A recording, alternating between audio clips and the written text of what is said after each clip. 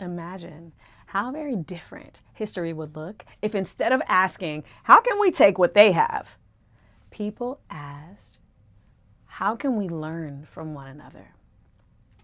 Now, I know history is complex. There were economic forces, political ambitions, cultural differences, and countless circumstances that shaped the world we live in today. We can't change that. We don't want to change that. So all my time travelers, you keep going through history and leaving it as is. But we can ask questions that help us build a better future, because sometimes the most powerful lessons, they don't come from changing history. They come from learning from it. For me, yoga changed my life after I was diagnosed with lupus in 2009. Before yoga, I thought strength meant pushing harder. Yoga taught me something completely different. Real strength isn't about domination. Real strength is about self-mastery. It's about having enough inner stability that you don't feel the need to control everything around you. And I think that's a lesson that's so incredibly relevant today. When I look at history, I often wonder, how many conflicts began because people saw differences as threats instead of opportunities? Different languages, different cultures, different beliefs, different ways of living, differences. And what if those differences had been approached with curiosity instead of fear? What if the first question had been, what can we learn from each other? Instead of, how can we control each other? Think about what collaboration actually creates. Collaboration creates innovation. Collaboration creates trust. Collaboration creates partnerships. Collaboration creates shared success. Conquest, on the other hand, often creates resistance. It creates division. It creates generations of hurt that can take centuries to heal. Again, this isn't about pretending history was simple. We all know it wasn't. It's about recognizing that every generation gets to choose how it responds to differences, and that choice still exists today. We may not be building empires anymore. Some of you are. But every day we decide whether we'll dominate conversations or listen, whether we'll compete unnecessarily or collaborate, whether we'll assume we know everything or remain open to learning.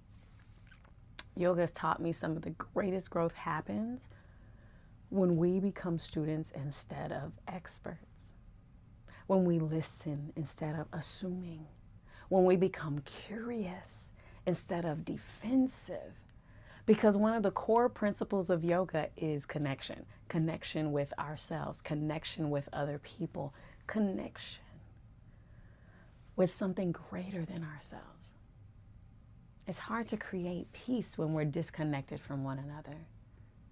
Imagine if our schools taught cultural curiosity alongside history. Imagine if businesses measured success not only by profit, but by partnership. Imagine if communities became known for collaboration instead of competition. Imagine if leaders approached differences by asking, what can we build together? Would we disagree still? Of course. Collaboration doesn't require everyone to think the same. It requires everyone to recognize each other's humanity. And I believe that's where lasting peace begins, not by erasing our differences, but by learning how to honor them. Because diversity has never been the problem. Our inability to navigate diversity peacefully has been the challenge. That's why I believe yoga is so much more than movement. It's about developing the awareness to respond thoughtfully instead of reacting impulsively. It's about building leaders who know that influence is earned through trust, not control. And that's exactly why my mission has become so much bigger than teaching yoga poses. My mission is to spread world peace through inner peace. Because I believe the future won't be shaped by who conquers the most. It'll be shaped by who collaborates the best. If you're a yoga teacher, keep teaching, keep sharing. If you're an aspiring yoga teacher, keep studying, keep working. If you're a leader or someone who desires to make a meaningful impact in your community, yes, keep doing that. I invite you, if you would like to figure out what it takes to make this a career, something that you don't have to be distracted 40 hours a week, that you can really focus on, I teach a free session where we explore how yoga can become a vehicle for leadership, for opportunity, for lasting change. So join us on Sunday, 7 p.m. EST. The details are in the caption. All you need is your notebook, your attention, your questions, and your vision for a more connected world.